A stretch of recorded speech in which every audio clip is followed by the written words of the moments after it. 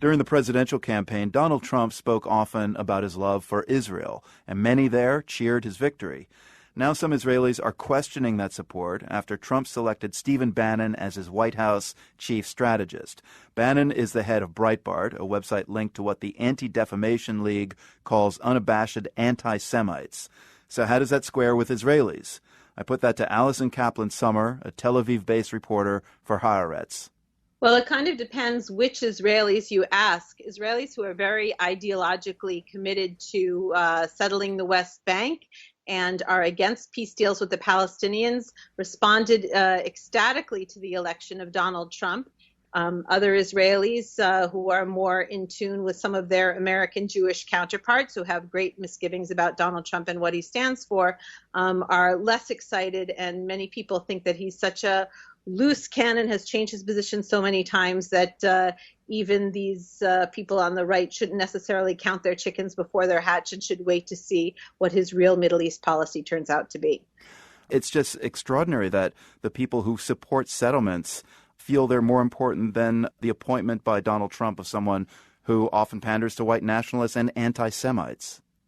Well, it's really interesting. Each side decides to play up the anti-Semitic undertones of their opponents and downplay or ignore or dismiss the anti-Semites on their own side. And in this case, people on the right have been saying for a long time that the progressive and hard left ally with pro-Islamic, with Muslim organizations that have connections with Hamas and really have demonized the left as being anti-Semitic. And now the shoe is a little bit on the other foot, whereas the left is pointing to the right at people like Steve Bannon who are behind Donald Trump and saying the same. So really just in a moment, the tables have turned. Are you saying anti-Semitism is situational for some Israelis?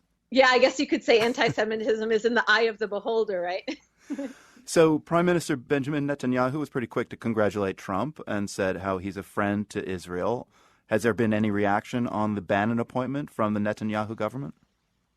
No, I mean, first of all, Prime Minister Netanyahu is very happy to see Barack Obama go. He would have been happy if it had been Hillary Clinton replacing Obama or Donald Trump replacing Obama. But his relationship with the White House is sort of an unprecedented disaster in the history of Israel-U.S. relations.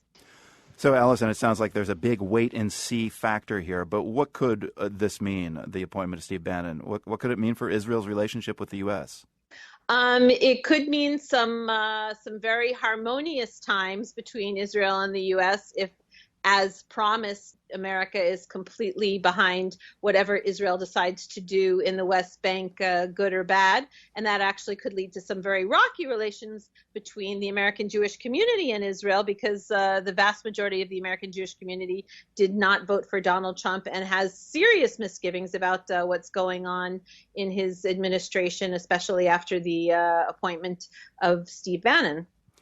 So just finally, the title of your article in Haaretz is Steve Bannon's appointment is a moment of truth for U.S. Jews. So spell that out for us. Why is this a moment of truth for Jews in the United States?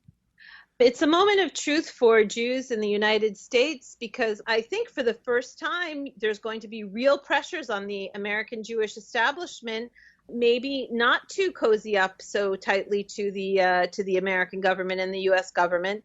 And it's going to be caught between a rock and a hard place because I think there's really a generation of progressive American Jews who will want to be on the side that is fighting President-elect Trump.